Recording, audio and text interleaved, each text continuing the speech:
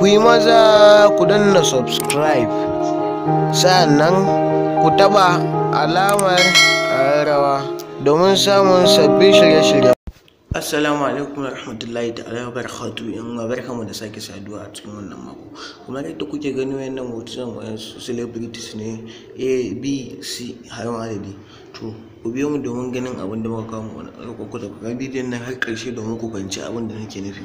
Kamar yadda kuka gani nan an sa wayancan hotunan an ce A da B da C har ma da D. To an ce ka zaɓa, kun ga wannan ya sa A, wannan Beelalgy sa, wannan B, wannan BB. To wanda ya sa B shi ya daidai.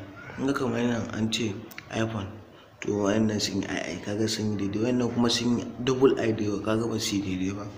To kamar haka kun ga kamar biyu, kun ga wayannan da suka sa iya BB, kun ga ya yi daidai ko ya yi kyau.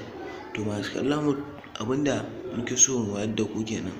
Idan aka zo gun yin comment ba a so a ce wai an ce A ko B ko kuma a wannan gwadon suna ma za ka sa ko kuma ka kasa abin da yawa. In ga kan ba daidai ba ne ba. Turawa sun fito suna wayar da mutane kai akan wannan comment din da ake kuma yadda mu nan gidan Najeriya nake. To masu kallon mu ne ku da ku danna mana subscribe, kana sai ku danna mana ƙarawa domin samun sabbin shirye-shiryen mu. Mun gode.